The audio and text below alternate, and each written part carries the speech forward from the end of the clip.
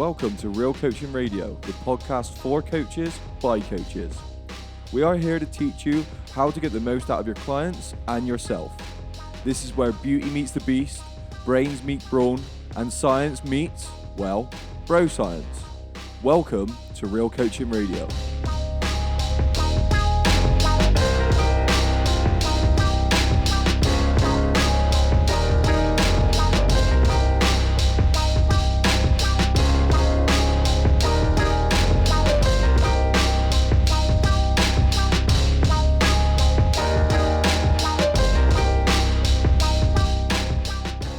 Welcome to today's episode of the podcast. Today, me and Mark, we talk all about Zone 2 training.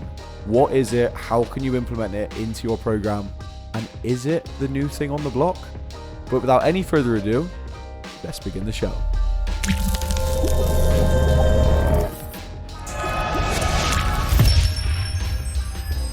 How's your recovery week going? This isn't recovery week anymore, mate. Recovery week was last week. And how did that recovery week go? It actually went really well, you know. I didn't back squat. Okay. Which wasn't actually on purpose. It was supposed to be. I deadlifted, but I deadlifted light. Did I bench? I didn't bench until the end of the week. I think because of like Monday and Tuesday, obviously it was a bit mental. Yeah. So last week was a bit. So Monday was bank holiday. Yeah. Is that when Kate was ill? Yeah. So I had my COVID jab and Kate was ill. So that like threw Tuesday out of the way. And then Wednesday I was just kind of playing catch up. I actually trained on Wednesday. Thursday, which was just like a bit of a conditioning session. Thursday was I deadlifted. So really, I kind of rested Monday, Tuesday, to be fair. So Monday, Tuesday you had off, but then Tuesday... Oh no, I didn't rest Monday. We did Murph. Right, Murph was Monday. So Murph was Monday. I definitely did not rest Wednesday. Tuesday was the night that Kate fell ill, right? Or was it Monday? No, Monday night. Monday night. So yeah. Then... So obviously you weren't in Wednesday. Did you manage to train Wednesday? I did like an outdoor session. Was that the one that you did with Sam? Yes, I did an outdoor session. That was like a conditioning session. To be fair, that was hard. Yeah. So it probably wasn't a deload. And then Thursday was quite easy. Thursday, what did you do? I deadlifted. Okay. But like only up to 140. Right. Whereas the weeks before I was going like 185. Yeah. So I overhead squatted, but again only like 60, and then I did like a bit of a conditioning session, which is fine. Trained Friday, but only did a 30-minute session with Jasper. Yeah. Didn't train on Saturday. Were you hanging? Actually, I wasn't. We went out for drinks for the first time since like before Christmas, probably. I think last time we went was before Christmas, right? Yeah, definitely. And then, like, all we seem to do, because it was quite nice to go out with like the guys from work, because all we ever seem to do is see each other in the gym or working.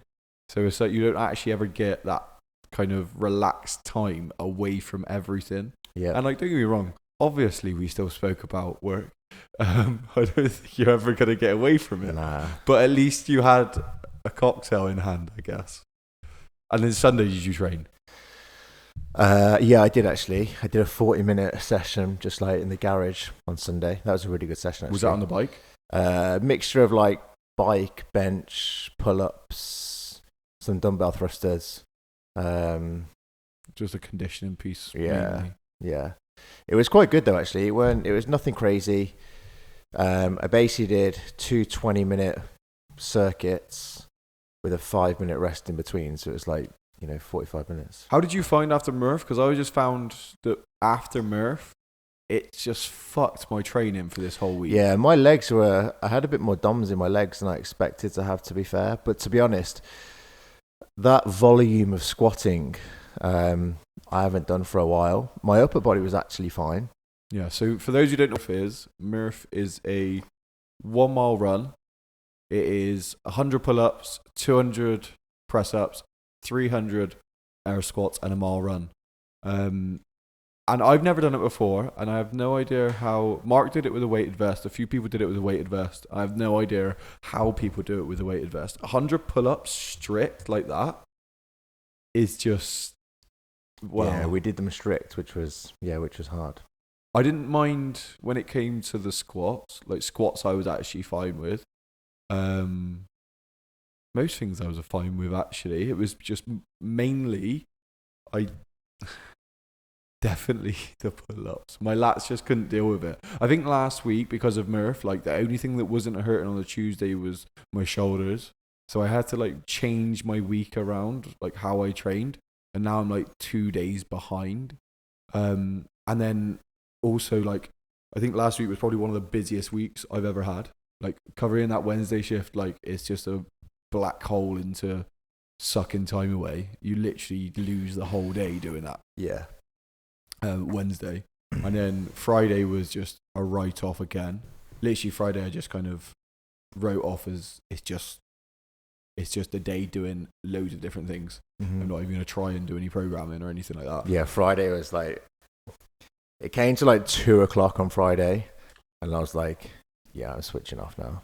Yeah, like Friday morning, I had, what did I have? I had two classes, and then I had a PT in at whatever time it was. It would have been 9:30, and Channel 4 were down filming as well.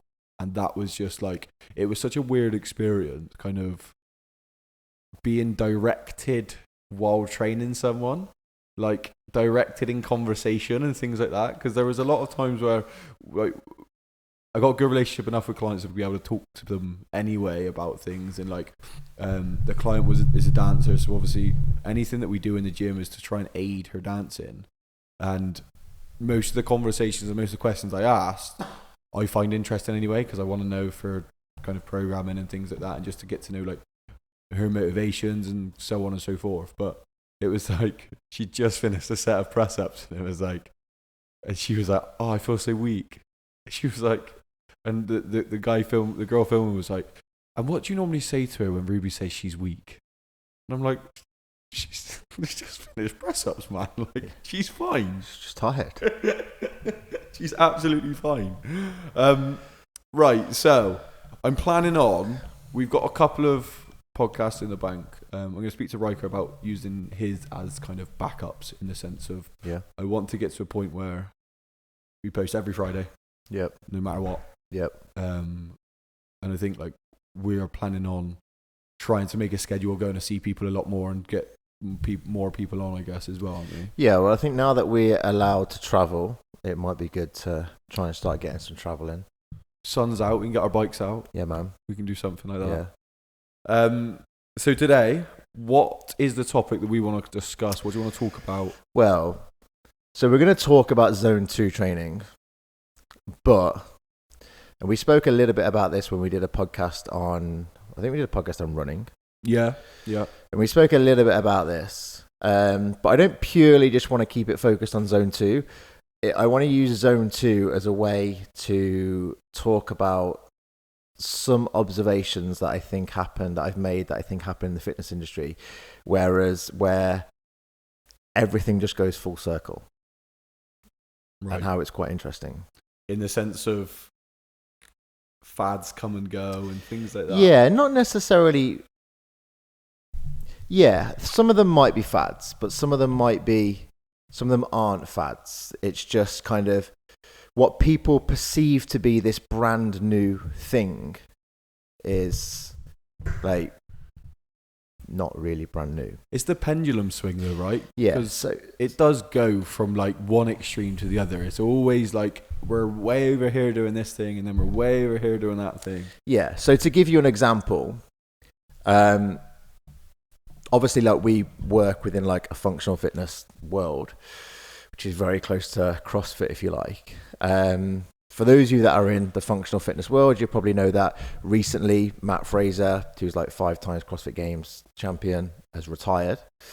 And whilst he was competing, he was quite or not quite, he was very quiet about the type of training that he does. He never released any of his programs, never released any of his sessions. No one knew really what training he did. Now that he's retired, he started to release his training. He's got this program called Hard Work Pays Off program. And he's done a few videos on, the way he used to train for the games. And he talks a lot about how he did a huge amount of zone 2 training, which he'd never spoken about before. And since he'd done that, like the whole functional fitness world has just gone crazy for zone 2 training. Like it's this brand new thing.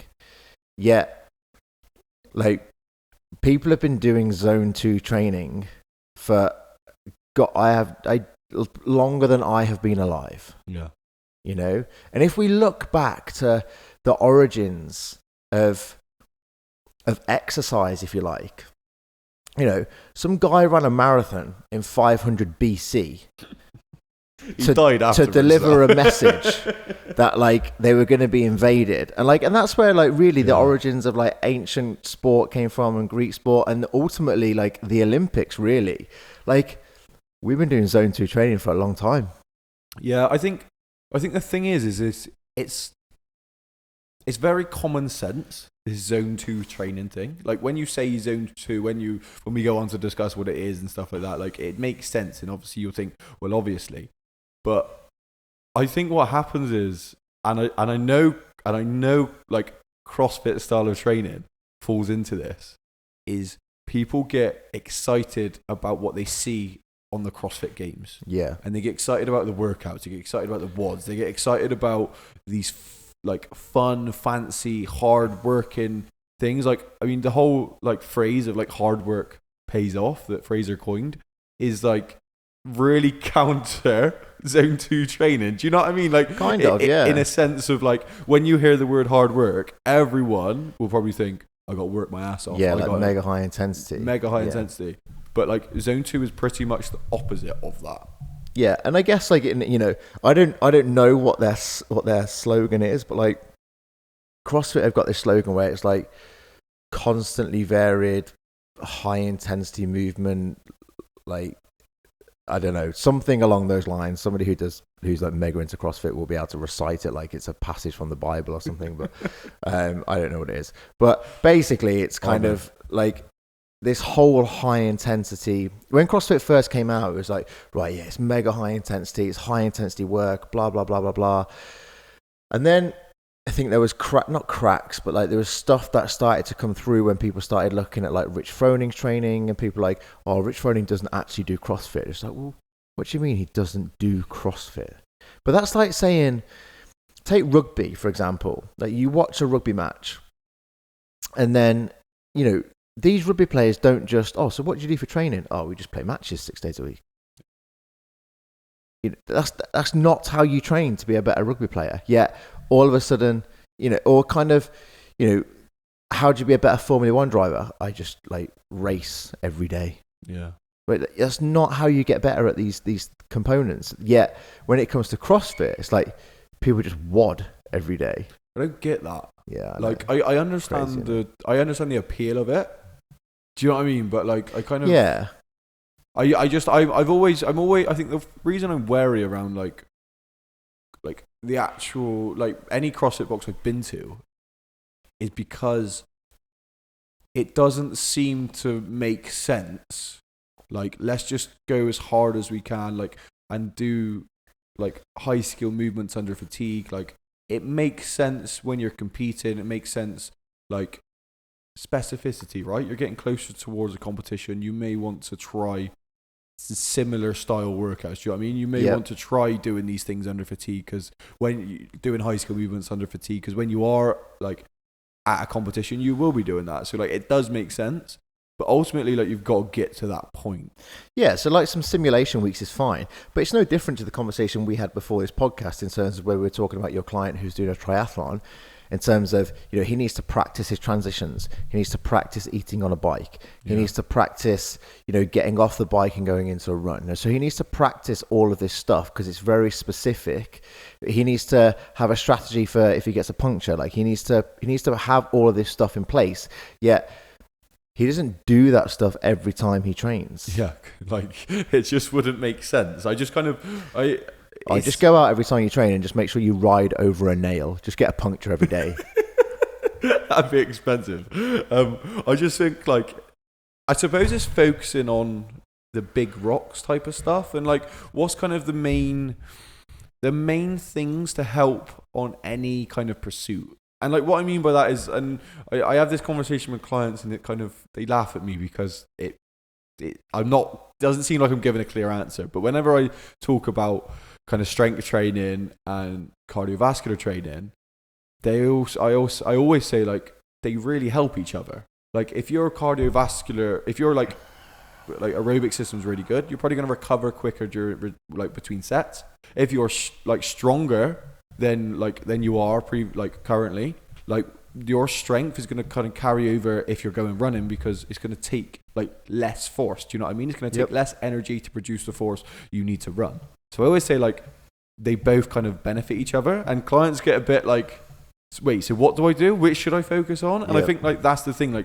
If you look at the detailed bits of each kind of training, I've got to go from this to this to this to this. With the triathlon stuff, I've got to learn how to swim, then run, then bike. If you did that all the time, you just end up focusing on almost the top of the pyramid. Do you know what I mean? You don't get the baseline in, you don't get anything like that. But that's where everybody wants to focus, isn't it? Everybody wants to focus at the top of the pyramid because that's where you do the cool stuff. That's where you do the really interesting stuff. That's where you do the stuff that you see on social media because it's a highlight reel. Yeah. But nobody wants to put in the work that's required in order to get to the top of that pyramid. Nobody wants to start at the bottom of the pyramid. It's interesting, isn't it? It kind of makes me wonder why. I know it's just comparisons natural, right? Throughout history, we compared to each other because ultimately the goal was to reproduce, right? So if you want to reproduce, you've got to bring something to the table. So comparing yourself to the people you're surrounded by and things like that is natural because there's a competition there to reproduce. So that's the main focus. But it carries over now into every different aspect, and because of social media comparing to the whole world, it's just funny that we look at everything now as I want people to see that I'm doing really cool shit. Yeah. I want people to look at my training and go, that's mint. Because when I have people say to me oh, what are you benching today? And I say, oh, so I've got to get 117 for a set of 4. They're like, why not just go 120? Why do 117? Yeah. And I'm like, yeah, but that's the bit that you don't understand is that's the thing that's actually gonna kind of increase my strength, is going little by little, not fucking just going, well, why not just go 120? Do you know what I mean? It's not glamorous. Yeah. And the sad thing is, and I've seen this a number of times, and in some things in my life, I've been this person as well. The sad thing is, when people finally realize, and you get this light bulb moment and it clicks, sometimes it's too late. You're too far gone. Bittersweet, man. Yeah, or it's kind of so take that example of the 117 on the bench or whatever, just why not go 120? You might have your mate, whatever, who's just trying to go 120 and just trying to take these big jumps all the time. But in a year's time, you'll be benching whatever, and chances are you'll probably still be stuck on 120. I've witnessed that, because I'm guilty of not really following a plan, not really kind of sticking to the rules, and getting carried away with training with friends and things like that. And that's why I train on my own ultimately now, is because I've got a plan, I want to stick to it. I don't really want to deviate from it. I kind of like training on my own, or if people are training with me, I'm just you're doing my session. You're doing my plan. So that's kind of when someone says to me, oh, do you want to come train tomorrow? I was like, we can do this. If you want to come and train. I just kind of I've witnessed it with a guy at one of the other gyms that I train at, and he wasn't that strong. He was stronger than me, but not by a ton, right? And now he's like a lot stronger than me. And I'm just like, and that is because we just came in week after week, did a little bit more and a little bit more, a little bit more. And it's that little consistency. It's not the kind of, I guess, that cherry on the top of this weird cake-shaped pyramid. But zone 2 training then. What is it? Like, what is zone 2 training? What is so amazing about it? Why has it come back? Well, so essentially, you know, if you think about like these training zones, we've pretty much got 5 training zones. 1 being at the bottom, 5 being at the top. So 5 being like the red zone, 90% plus, like real high intensity work. Zone 2 is this real easy based work, like it's near the bottom. So if you were to go out for a run, as an example, you could easily hold a conversation. If you were to give it a name, you would just say, I'm going out for an easy run. It's slower than what you probably think it's going to be. And then for some people, I think this is why they don't really want to do it, because we had this exact same conversation when we did the running podcast. So we don't need to go into too much detail on that. But in terms of when a lot of people go out for a run, they have this mindset of just trying to get a PB all of the time, trying to run faster than what they did before. So when you do zone 2 training, like, you're not really trying to achieve that. Well, you're not trying to achieve that at all, and you're not going to achieve that. Yeah. So it's easy work at a steady pace. It almost feels too slow. For a lot of people, it will feel like some people have this mindset of kind of, oh, well, this is pointless. That's the thing that gets me, like when we do any type, and I do any type of training or speak with any clients, is like when they go, oh, it just don't seem like there's any point to doing this. And I suppose learning to communicate why it is important. So you say, like, coming back around then, like, was it a thing when you were like doing your running? Is it something that was known when you got heavily into your like running? Well, I just think, was it coined zone 2 then, or was it literally said like? Yeah, it probably was. Like, training zones have been around a long time, but I just think it's, in terms of it coming around, I guess it's never, to a certain extent, it's never really left. It just depends what environment you're in. Like, if you've always been in an endurance-based environment, as an example, you've always done triathlon, you've always done marathons, these people have always known this stuff. It's never really disappeared. These people have always been doing this stuff. It's kind of just, you know, what I think is really interesting is, and let's take the functional fitness world, because that's what we're in.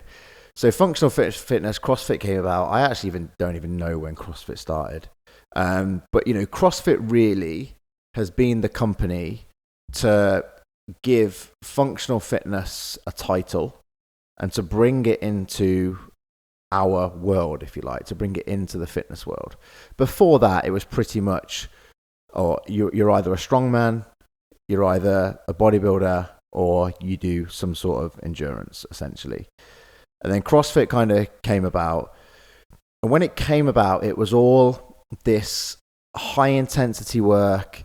It was all like, they also used to have this saying of kind of, we don't need machines, or we don't use machines, we build them.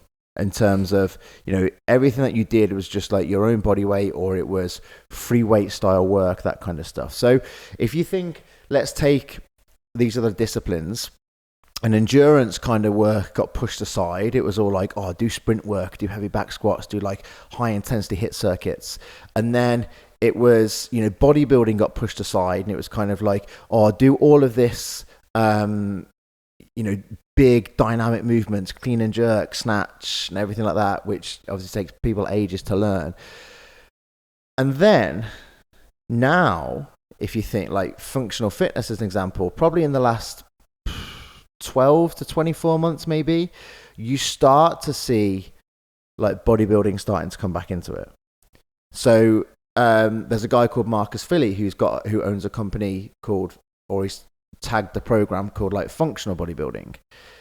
So now, like, all of this bodybuilding style training has started to come into it. Matt Fraser recently, as we said earlier, like, started to talk about how much he used Zone 2. And I actually listened to a podcast that he was on, and he put most of his success down to the fact that he did so much of this Zone 2 training. So both of these things that got pushed out, saying not saying they're useless, but just like, oh, you don't need that, do this instead, have slowly started to come back in, and people are really starting to realize the benefits of these things now. So what I find interesting is like everything just does a full circle. Do you think like it will continue to do that? Do you 100%. I think there'll be something new that comes out, but then all of this stuff will come back in. But there's a reason it comes back in.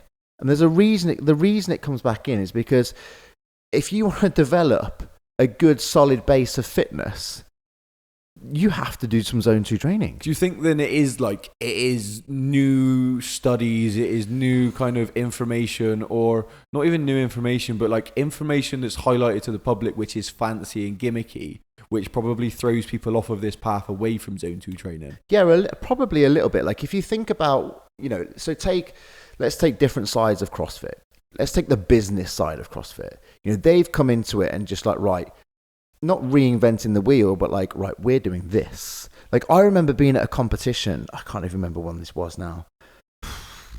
2018, maybe even a little bit before that. CrossFit started in 2000, by the way. Started in 2000, did it? Yeah. So wow, that's longer ago than I thought it was, to be fair. I was 20 years ago, man. But that's like the first gym, mine. So yeah. So anyway, I remember being at this competition, and there was this CrossFit competition, and there was one of the workouts was something like a 3-rep max bench press, and pretty much all of the competitors started kicking off and being like, well, this isn't CrossFit, blah, blah, blah, blah, blah, just because they don't bench press, they don't do it. Yeah. But so from a business side, CrossFit came in just like, oh, this is the new thing, this is how you should train, this is what you should do. But then when you look at the top of the pyramid, so take like the extreme examples, when you look at the top of the pyramid, let's take the 2 best CrossFit athletes, arguably, like Rich Froning, Matt Fraser, certainly on the male side. Matt Fraser's come out and said he does all of this zone 2 training. Rich Froning got some stick on social media years ago now for saying like he doesn't do CrossFit because like people would see him bench pressing and all this type of stuff. Yet they're winning. Yeah. It just goes to that's why I don't understand CrossFit as a modality, in the sense of like CrossFit is the sport. Exactly. Do you know what I mean? CrossFit is the sport. Everything else makes up this sport. Let's train these things. Exactly. Do you know what I mean? That. Like, yeah. And even CrossFit themselves have got this pyramid. And I don't know the order of what it is, again, because like we're not really CrossFit. I don't read it, but again, like towards the bottom, I know for a fact there's something like metabolic conditioning. So like get fit, like zone 2 training. Yeah. And then right at the top of this pyramid, there is sport, which, as exactly you just said, is CrossFit. Yet the backward mind of people that do CrossFit train, they just like WOD all the time. So like, again, it's exactly what we just spoke about. Like people are just going straight to the top of that pyramid, whereas what they don't do is the stuff that's at the bottom of the pyramid. And the reason this stuff has come back in and will continue to come back in, really regardless of what you do, is because just like everything, bodybuilding to a certain extent in terms of some form of hypertrophy and strength-based training, and zone 2 training from a cardiovascular point of view, are the foundations to building strength, muscle, and fitness. And those 3 things are the foundations for everything else for you to get better at. Yeah. Without those foundations, you are going to fall apart at some point.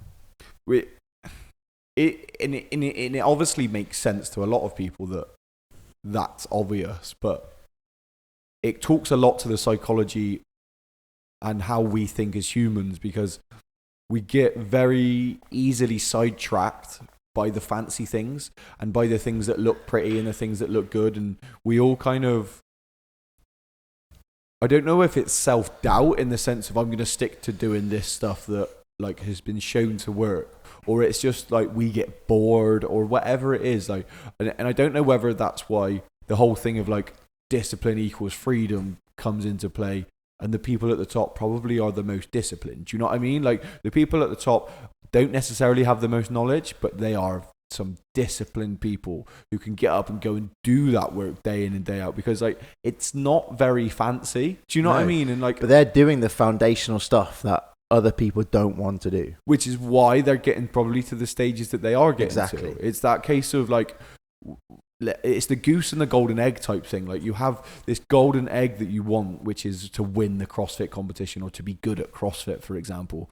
But the golden, like the goose itself, like you have to look after the goose. You can't cut the goose open and get the golden egg, meaning you can't just do CrossFit and get the result you want. You have to like kind of look after the things and train the things that are going to get you there. Like it's all about the kind of what is the product being winning CrossFit, and what do you do to get that? Well, you have to create this product. You have to go and do that. Do you know what I mean? I feel like a lot of people see we spoke about all the time. It's the end goal where we see the end and we want the end. And I don't know if it's for a lack of just people not knowing how to plan, or whether it means that much to people, or like. But I think it's like, I don't know.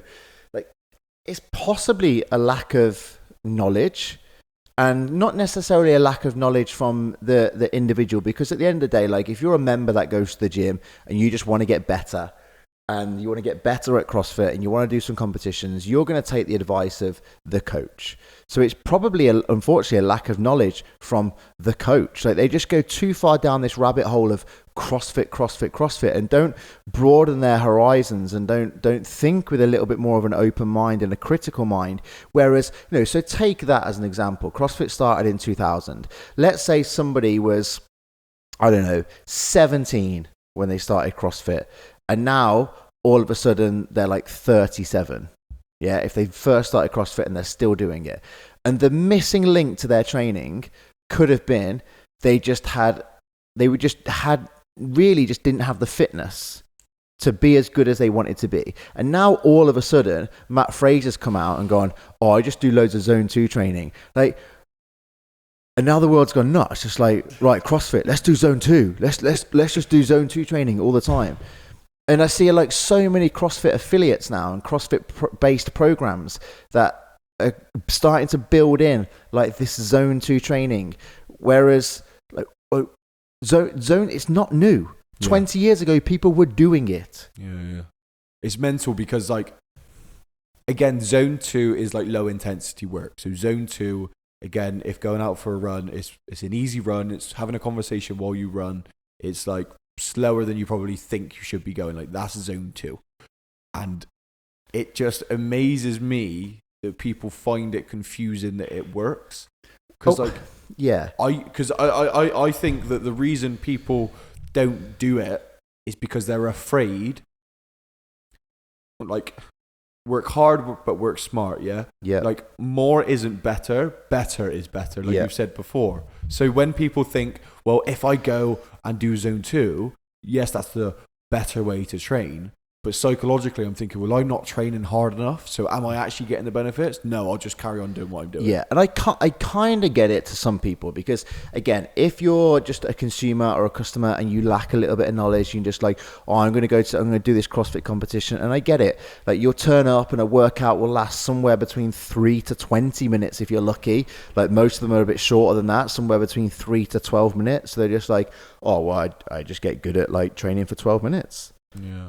Whereas if you get better at training for 90 minutes, that's where the real physiological adaptations start to take place in terms of, an increase in mitochondria, an increase in red blood cells, your ability to transport oxygen around the body, your ability to recover better, your ability to utilize this oxygen better, your ability to be more efficient. Is that so zone 2 training does all of those things? Zone 2 training would do that. It will allow you to, increase mitochondrial size, increase mitochondrial density, increase red blood cells, and both of those two are like the powerhouse of aerobic transportation around the body. So when it comes to your ability to perform exercise, you can be more efficient, but not just I'm going to say this now because it's on my mind and I'm quite good on podcasts at forgetting stuff, so I'm going to say it now.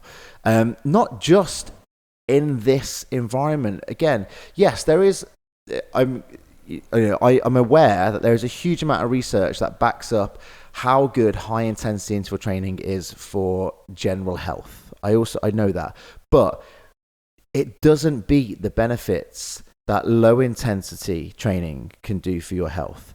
And at the moment, we have got an issue in the world, but certainly in the UK, because that's where we're based, with obesity, diabetes. People are just getting bigger and bigger at a younger age. Children, adolescents, teenagers, they're getting bigger and bigger.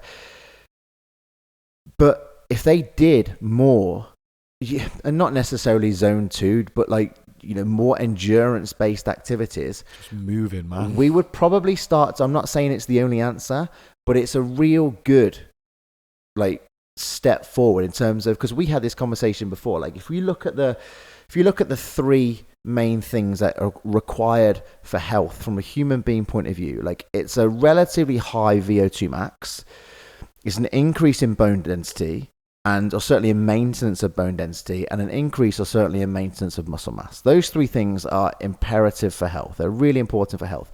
So let's just focus on VO2 max.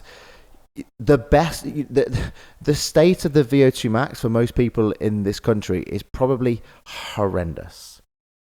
People struggle to walk upstairs. Yeah. People struggle to go to the shop and bring their shopping back. Some zone 2 low intensity training over an extended period of time is going to make your life easier. Yeah, and this is where, when I said earlier about strength will help your cardiovascular, and your cardiovascular will help your strength, is because one of those things is going to be the limiting factor. So if you're someone who is overweight, for example, and you're I want to get fitter, I want to get healthier, but I don't know where to start, going for a walk is probably going to be a really good place to start. And your zone 2 might be in that position. Do you know what I mean? Yep, if you absolutely. go for a hard walk, and you're trying to go a bit faster, you may lose your breath, you may not be able to have a conversation. So basically try and find that situation where you're a little bit out of breath, but you can have a conversation. But if your limiting factor is that you can't physically do it because you're not strong enough, that's where resistance training will come in to help you get to the ability to be able to actually move your body. Because at the end of the day, the amount of movement we do throughout a day for everyone probably needs to increase, because we spend a lot of time being sedentary. And this is part of my problem with high intensity training, especially I know we're this is drifting away, but on the sense of fat loss, because people use high intensity and they just think, I just got to move and cardio and run and do all these things and just go crazy. But we'll go to the gym, flog themselves for 45 minutes, and then go home and sit on the sofa and not do anything for the rest of the day. Yeah. So I've been to the gym, I'm not going to do anything else. And that's why I'm kind of zone 2 style of low level training can sometimes be more beneficial, because it gives people that kind of ability to still be able to function throughout the day. Do you know what I mean? It shouldn't be that taxing. That's why this zone 2 training has been bragged about so much. One of the books I'm reading at the moment is called 80-20 Triathlon, and it talks about spending 80% of your time in zone 2 or below, and that is because it's just not taxing on the body, but it does all of those things that Mark said. And I think a hard home hitting truth for a lot of people is, if you're somebody who wants to work at a higher intensity, and one of the reasons you don't do zone 2 is because it's maybe a jog that is what you consider to be incredibly slow, just above a walk, maybe that's an indication of actually where your fitness level is in terms of it's not that good. And that's where, so one of the reasons they say to stick with this 80-20 rule, which is basically 80% of your work is done in zone 2 or below and 20% is moderate to high intensity, is so that you don't fall into, in the book, they call it a moderate intensity trap, where you're basically going harder than zone 2. They call this zone X, I believe, in the book. But basically, you're going harder than zone 2. So you're not going this low intensity. You're going where it's just a little bit too hard, but you're not going hard enough where you're actually getting the benefits of the moderate intensity. So you just kind of end up in this trap of well, it's kind of hard. This is probably a good place to stay. And you're actually building up the fatigue and not getting the benefits that you could be getting with less fatigue if you did the zone 2 training. And that's why, when you do go out for a run, for me, for example, the reason I'm not doing much cardiovascular work is because it doesn't go towards what I want to achieve. And what I mean by that is like I'm still doing like 15,000 steps a day. I'm still walking. I'm still doing demos in class. I'm still like training with clients. I'm still like working pretty hard throughout like my weight training sessions. So like I'm getting little bits, but not as much as like obviously what Mark's doing at the moment. So look at yourself in at the moment and don't think you have to go from 0 to 100. Like you don't have to go in and like train 7 days a week and do loads of cardio. Like, oh, they've said I got to do zone 2, so I'm just going to zone 2 everything. Like it's not a case of doing that. And that 80-20 rule is a really good way to kind of stick with things. Like if you want to do high intensity training, like sprinkle that through 20% of the time. If you really enjoy doing like other types of training, which is a little bit harder, do that. And spend most of your time in this zone 2 if like you're looking to get kind of, I guess, maximal health benefits from zone 2, right? 100%, man. You want to get healthy and you want to stay healthy because, again, like, yeah, high intensity interval training has some real good benefits and has some real good research to back up its health benefits. But man, like there's a prerequisite to doing high intensity interval training. Like you need to have an efficient aerobic system before you start doing any of that sort of stuff. Would you say then like strength is ultimately like is one of the prerequisites for stuff, and so is like having a good like aerobic system in the sense of like what would be the kind of what is the bottom of this pyramid on the scale of health and fitness? If we got a pyramid representing health and fitness, what is the bottom of this pyramid? So at the bottom of that pyramid, you know, like I said, so we're looking at, so there are three main things we need to be focused on. If health is your main priority, there are three main things that we need to focus on from a human being perspective. First one is VO2 max. You need a good VO2 max. And, you know, if coronavirus... What? So VO2 max is your ability and the amount of oxygen that you can take on board, transport around your body and utilize in your working muscles. Cool. And if coronavirus has taught us anything, it's like you probably need a better respiratory system. Yeah. So do more aerobic training. I'm positive that most of the people who fell ill or fell really, really ill and even died from COVID have been overweight. Majority of people. Yeah. And that just kind of goes to show that the one problem there is a clear correlation between both of those things. It's really annoying that people just go that now there's a vaccine coming out, they don't do the thing that could actually prevent it for majority of them, and that's just get fucking healthier. Mm-hmm. Do you know what I mean? Like everyone's just like, vaccines coming out, I can carry on like eating and doing nothing. Like, the harsh reality is like we are not healthy anymore. We are not fit. We are not strong anymore. So there's VO2 max. Do you reckon? Sorry, go on. Do you reckon that's why the elites look so elite? Is because you got fucking Dave sat on the sofa screaming at Rashford for not scoring a penalty? Probably. Do you know what I mean? Like yeah. because we're getting unfitter. Yeah. I know obviously sport with science. I think we are getting unfitter, but like we are getting unfitter. The majority of us. Yeah. I had this conversation with Riker. Like I really think like we're getting weaker, we're getting more unfit, we're getting less resilient.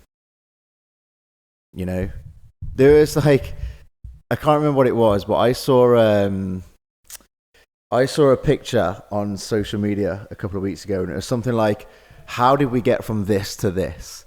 And there was, I can't remember who it was. Is it Johnny Cash that used to ride motorbikes?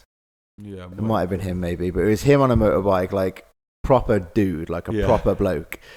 And then there's like, some geezer on like had like some weird modern hairdo, and he's just like on this little scooter with like this nice little man bag, and it's just like, how have we gone from this to this?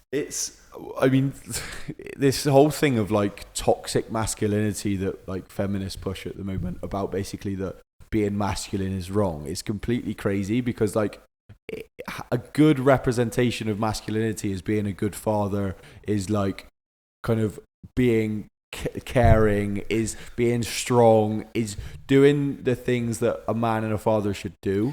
Whereas feminists and like or people that have gone way too far to the other end, basically saying that all men are trash. Like those are the people that are like basically making people afraid to just be masculine. Yeah. Like I don't get it. Like if I was, and I'm just gonna say it, like if I wasn't masculine and I met my great granddad, fuck me, I'd be embarrassed.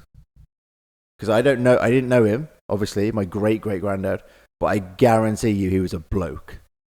Do you know what I mean? It's savage. So my granddad used to walk like, I think it was like 6 or 7. It might even be longer. Basically, my granddad used to walk from like Knoll to Avonmouth, right, to go to the docks to see if they had work, and we'd get turned away, and we'd have to walk home. Yeah. He'd be like in the bottom of the bottom of ships, asbestos all around him. Like they used to have asbestos bullfights. Do you know what I mean? Like he used to walk home again. Yeah. Like my nan told me about her dad, who basically was delivering an award to basically her dad used to work in like a silversmiths, so basically used to like create kind of like trophies and things like that, and he had to deliver an award to one of the pilots or something down at Filton, and this was during the World War, and basically as he left it at home,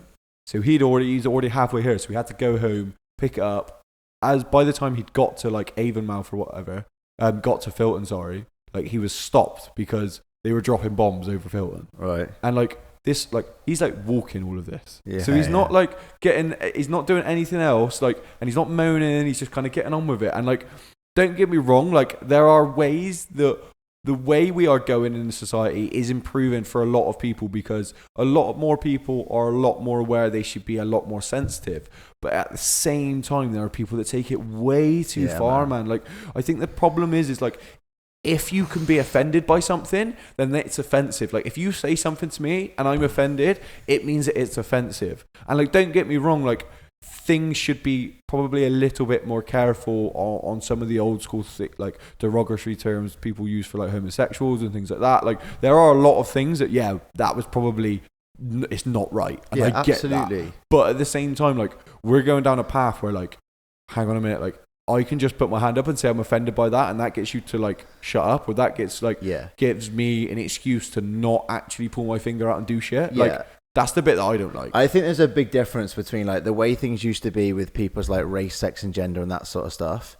It was wrong, and like needs to change, and you know, is starting to change. But like that, I don't think that should like spill over and drip into people's ability to work hard. Right. So I guess that's the bigger thing, right? Yeah. It's just I get that there's, and just be resilient. Right. So I suppose it's the difference between like, and I trust me, like I really get the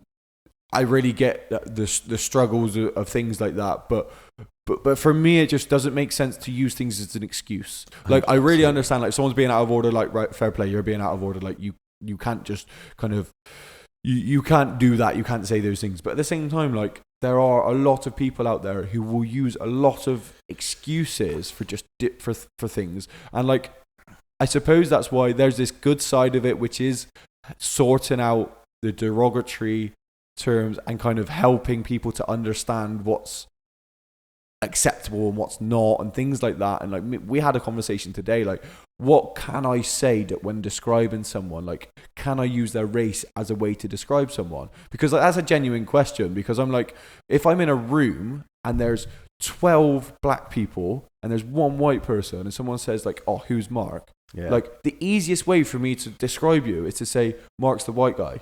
Do you know what I mean? And I'm like, but if that was the other way around, like, would that be seen as offensive? Because the last thing I want to do is offend someone. So for me, like, it's a really strange question, and I always try to, it's a really juggling. It's a question people don't want to ask, isn't it? Because it's like, well, am I even allowed to ask the question? Do you know what? Well, that's the thing. Like, the reason, and like, someone may know, and if you do know, I'd like to know, because I don't ever want to do anything which is going to make someone feel uncomfortable, which is going to hurt anyone's feelings or anything like that. Like, very much kind of want to be inclusive and as not even just politically correct, but correct for everyone. Do you know what I mean? As I can. I think it's just like called not being a moron.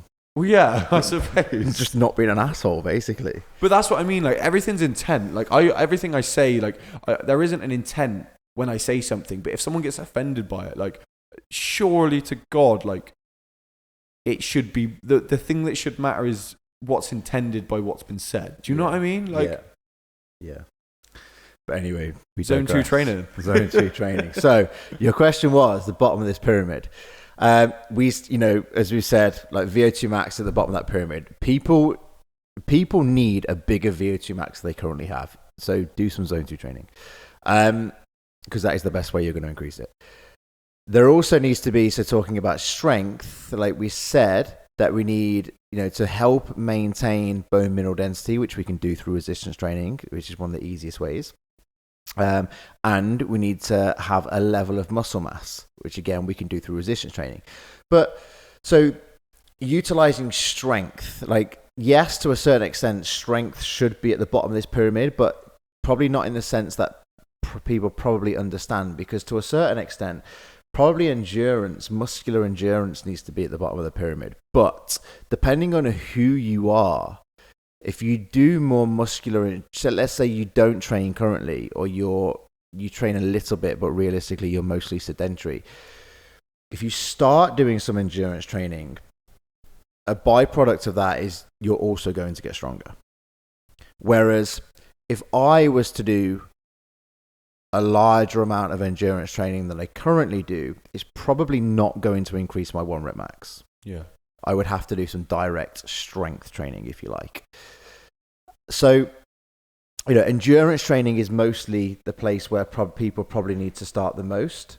I suppose what I mean, I guess not necessarily strength training, but resistance training. Yeah. And resistance I mean your body weight, like standing up and down from a chair is what I'm talking about. Like just increasing your current strength levels. Absolutely. And endurance. So what would be meant by endurance? So if you think about endurance training, for most people, we're typically talking somewhere between 12 reps plus. Okay. If you were to put a bracket on it, I know somewhere between 12 to 20 reps. The reason why we start here is because it essentially is just going to increase our tolerance to exercise. So it's going to increase the tissue's tolerance to move around, perform exercise, do the work, whatever it might be. So increase work capacity to a certain extent as well.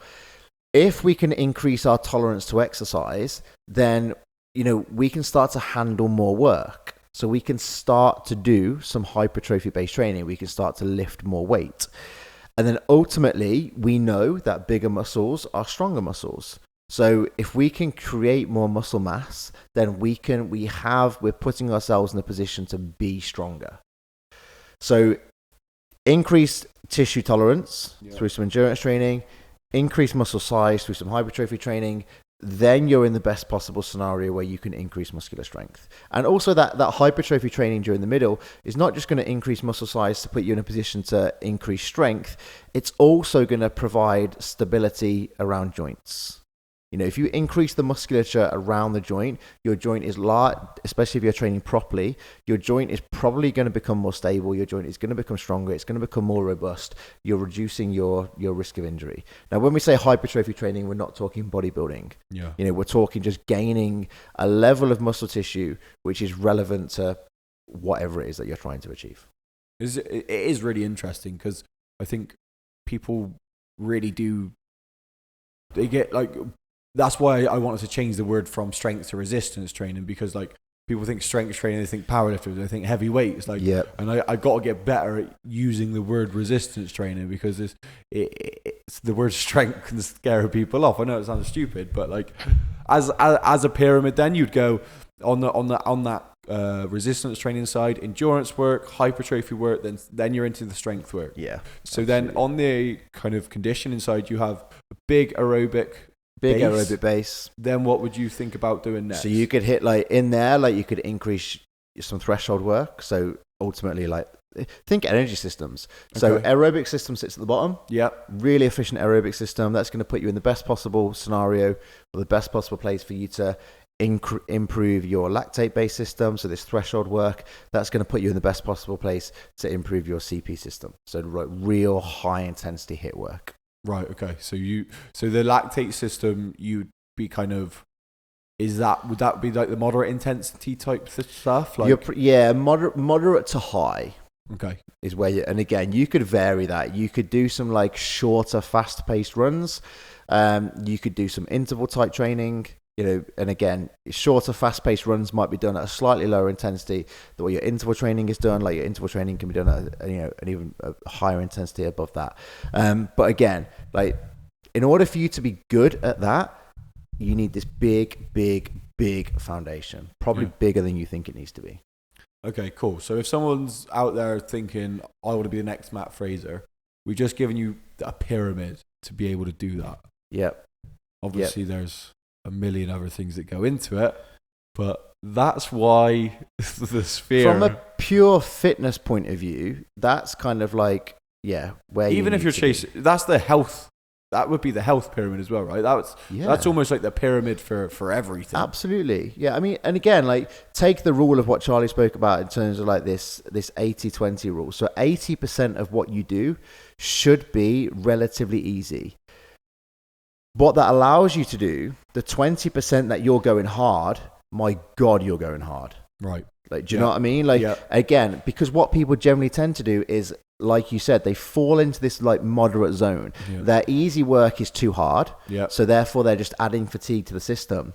And when it comes for them to like really have to push the needle and go hard, they're too tired to go hard. Which is the really interesting part, which is what I think I fell into in every single time I've tried to do any type of running like activities and stuff like that. I think I've just fallen into that trap of like, I have no idea what I'm doing. Yeah. And I suppose once you know better, do better. And that's why, like, when I was asked to write a triathlon program for someone, I was like well up for it, because it was like, I've got an opportunity to really learn about something I have no idea about. Yeah. So like, like I said, when people like, it's just time to go hard, people are too tired to go hard. So what they can't do is can't reach the intensity that they need to be at. Therefore, it feels miserable. It feels really, really difficult. They don't want to do it. And also their intensity, like from a physiological point of view, their intensity ends up coming down because they're just too fatigued to do it. So all you end up doing is just like fluffing around in the middle. Yeah. Whereas if you spend some dedicated time at the bottom, knowing that when it's time to step it up at the top, like you can actually get to the top. Yeah. It is interesting.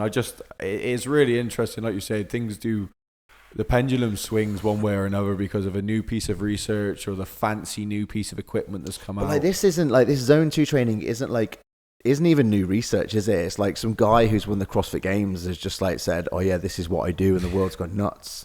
Like, yeah, we've been doing it for years. Dread to think how long.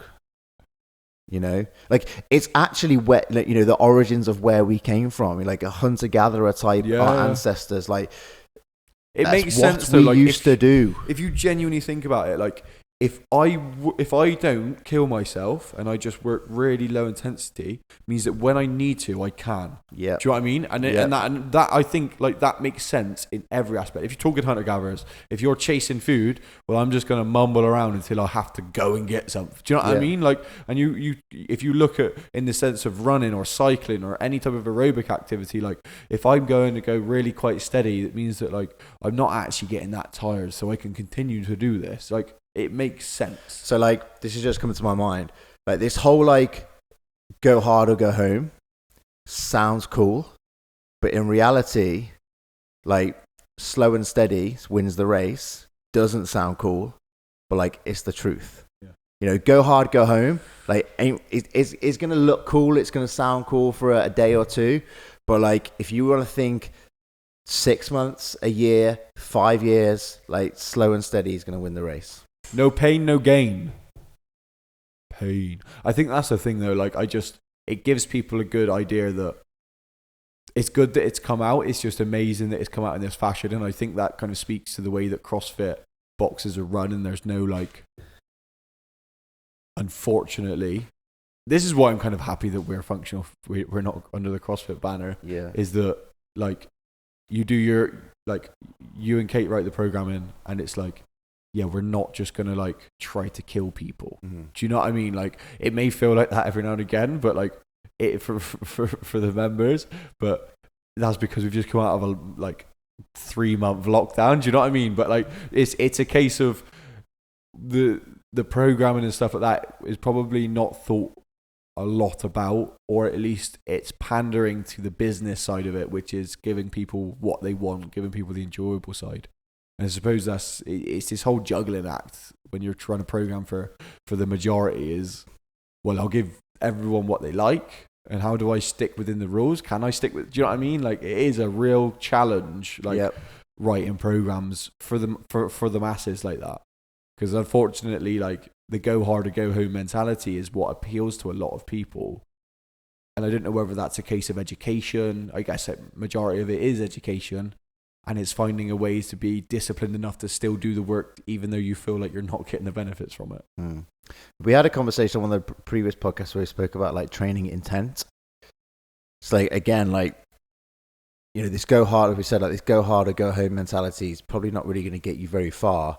But what we're not saying is like just come into the gym and mince around a little bit, you know, like there has to be some, even in your easy sessions, like there's intent to the training. That intent might be it's going to be an easy session, but you still need to have focus, and you still need to understand the objectives of what you're trying to achieve, because otherwise, you know, some people could take this and just like go too far the other way and just be like, oh well, I'll just use like really light weights all the time, I'll just go for a walk all the time, and like you know, that's probably also not going to achieve your goals. Yeah, it is a juggling act. It's a massive juggling act. But you I guess the real good thing about podcasts, the real good thing about the internet, the real good thing about what's going on out there, and the bad thing, your greatest strength could be your greatest weakness, is the amount of information that there is out there. There is a lot. It's just kind of siphoning through and finding out what actually is going to help. And I think this is a very good start. Again, this is the base of the pyramid. So yep. Zone 2 training, not invented by Matt Fraser. Not invented by Matt Fraser. Though he can say what he wants, to be fair. Yeah. 5 times. I'll give him that. I'll sit on the sofa and tell him that he should do better though. Yeah. He could have snatched heavier than that. Well, I'm here snatching the bar.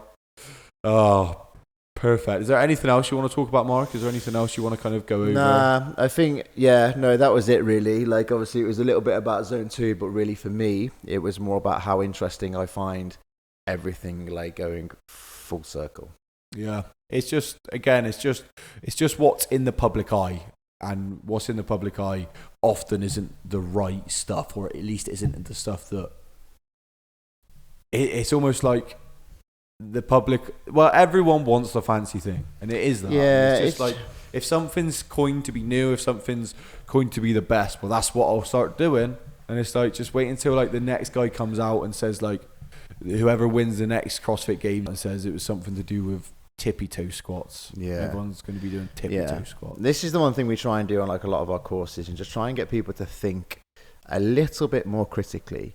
So don't just see something and think like, oh yeah, that's it, that must be like that, I'm going to do that, I'm going to change my training program, and I'm just going to start doing what they're doing. Like, be a bit more open-minded, be a bit more critical, and just kind of like take a step back and think, oh, is that actually really going to work? And in this case, in this scenario, you know, when it comes to like functional fitness, like something I've never personally taken out of my training is a good solid strength-based program and hypertrophy program, and realistically like a good amount of endurance-based work, because they pay dividends. Like, they're really important. Yeah. And there you have it, and we will leave you with that. Thank you so much for tuning in. This has been Real Coaching Radio.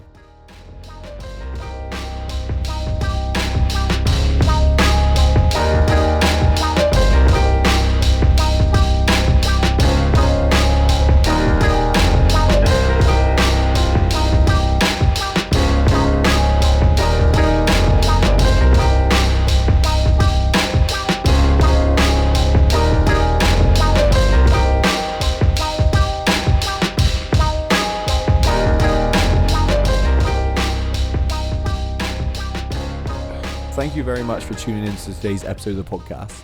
If you want to get in touch or ask any questions, please send an email to info@realcoachingradio.co.uk. If you are interested in joining the coaching world and enhancing your education, please head to www.myptcourse.com. There are level 2, level 3 and level 4 courses that will get you started in your fitness career. But once again, we'd like to say thank you for tuning in. Hopefully you got some good information out of this podcast. Next week, hopefully, we will be having an interview with someone else. We will see how it goes. We will see how our plan is. It's been really fun, and we're going to try and be really consistent now with posting every Friday. It's been really, really busy with gyms reopening and just adjusting to the schedule. So we're trying to get to a position where we've got podcasts in the bank that we can just kind of pull from as and when we need to. We've got something cool coming as well, but we won't bore you with that for now. But thank you again for tuning in. This has been Real Coaching Radio.